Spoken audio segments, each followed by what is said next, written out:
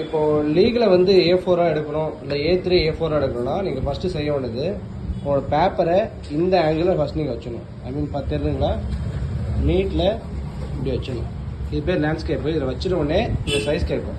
கேட்டவுடனே இந்த சைஸ் நீங்கள் எந்த சைஸ் வைக்கணும்னா இந்த A3க்கு கீழே ஒரு A4 இருக்கு பாருங்க, இதுதான் நீங்கள் வைக்கணும். வச்சுட்டு லீகலாக இருந்தால் இப்படி வச்சிடணும். இதே A3 பேப்பராக இருந்தால் இதுமாதிரி ஃபுல் A3 இப்படி வச்சிடணும். இப்படி வச்சுட்டு இந்த A3யே A4 எடுக்கணும்னா பேப்பர் போயிட்டு பைபாஸில் செட் பண்ணிவிட்டு ஜூம் இருக்குது பார்த்தீங்களா, ஜூம் போயிட்டு மேனுவல் போயிட்டு 85 வச்சிங்கன்னா 85 வச்சிங்கன்னா லீகலே A4 லீகலை A4 மாற்றணும்னா லீகல் பேப்பரை இப்படி வைக்க முடியாது, இந்த சைடில் வைக்க முடியாது. ஸோ அப்படி தான் வைக்கணும்.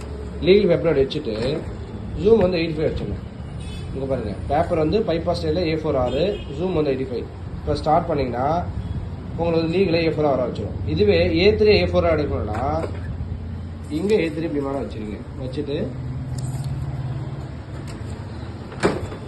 பேப்பர் வந்து சேம் அதே தான், பைபாஸ் ஸ்டைல் தான். இந்த ஆங்கிளில் இருந்தோம். ஜூம் போயிட்டு மேனுவல் போயிட்டு 70, அவ்வளோதான். இங்கே பாருங்கள், இப்போ 17 இருக்குங்க. இது பேப்பர் வந்து A4 வச்சுட்டு ஸ்டார்ட் பண்ணிங்கன்னா உங்களுக்கு வந்து கன்வெர்ட் ஆகிடும். இதே பேக் டு பேக்காக இருந்தால் மட்டும் நீங்கள் டூப்ளெக்ஸ் போயிடணும், வேறு எதுவும் கிடையாது. சரிங்களா?